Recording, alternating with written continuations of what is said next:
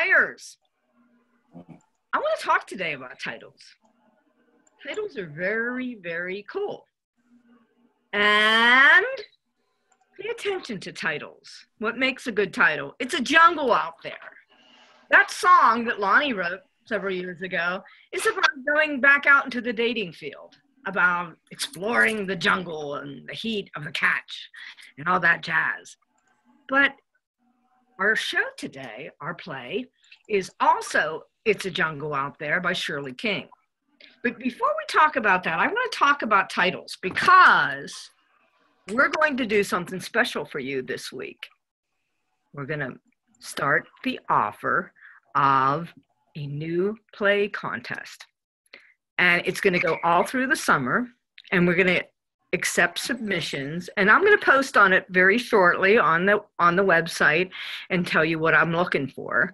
But I want you to think about title. I want you to think about a title with the word time in it, because I want to explore time. I want to explore the understanding and the concept of time. And I want you to think about using the word time in your piece. Very short play, 10-minute time constraint, and maybe 2 or 3 characters at the most. We can't do big casts here, it doesn't work. And so think about this. I'm going to be posting soon, and start thinking about time, what it means to you. And I want the word time in the title. So think about that. They'll be posting soon. But without further ado, let's welcome in Christy Donahue, our fabulous on-air player who reads for us and has been the expert on Shirley King's plays. Hi, Coni. Hi, how are you? Welcome. How are you? Welcome, welcome, welcome. Yep. You going to the Mardi Gras? I am not. But now I want to after looking at you. I love the outfit and hat. Tell us a little bit about today's play. So Shirley King, the playwright, was inspired by something personal. Again, a very good friend of hers fell about 2 years ago and fractured her spine. And yeah, I can't even imagine. And this woman just refuses to let it ruin her life or even dictate her life. So that's where Shirley got the inspiration to write this one. And the title is It's a Jungle Out There. So without further ado, Christy Donahue, Thank you. Shirley King's It's a Jungle Out There.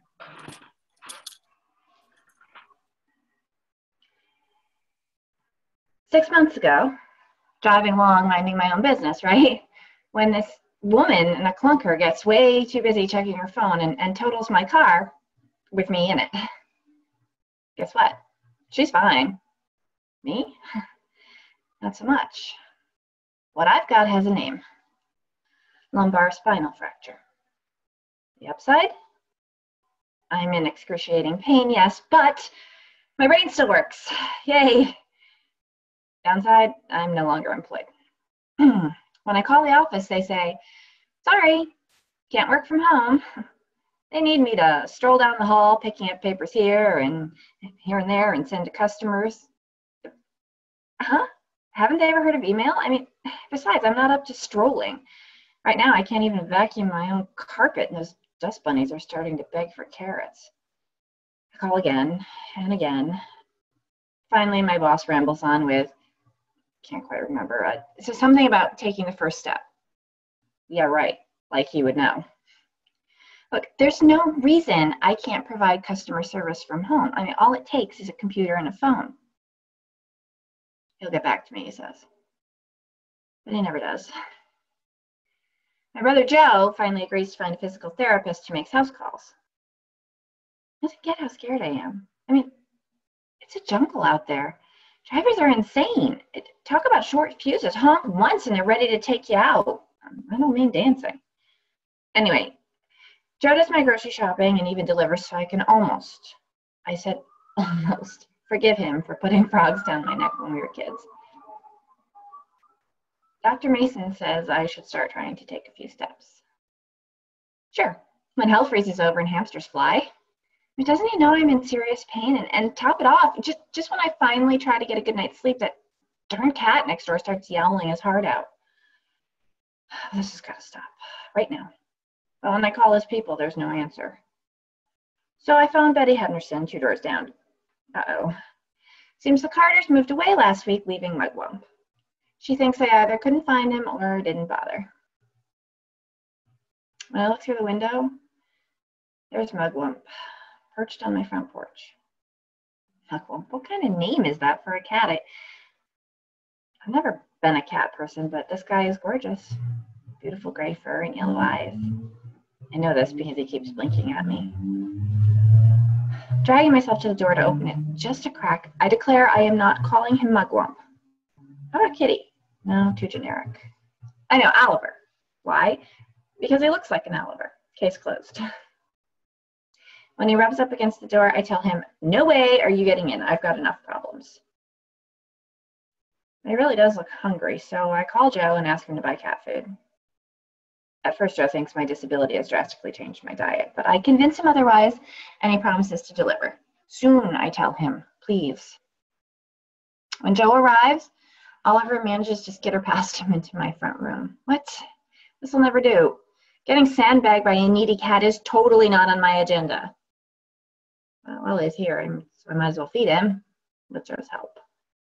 Joe says if I'm adopting a cat, I better have him checked out by a veterinarian. No, I am not leaving this house, I remind him.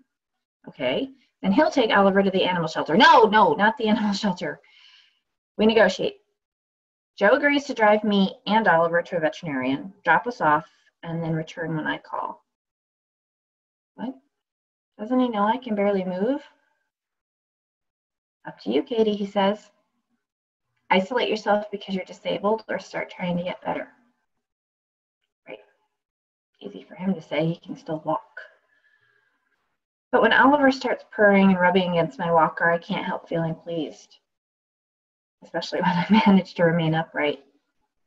I think this cat likes me. Or maybe he just likes being inside where it's warm and he gets fed. Either way, this might work out. Okay, Joe, you win. Go find a cat carrier and make the appointment. But you better be able to get me in and out of your Honda.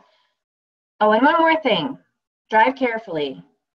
And then, dear brother, find a good attorney. One who helps me get my job back. There is no reason on God's green earth I can't do customer service from home. You're back, Joe says, and all it took was a cat.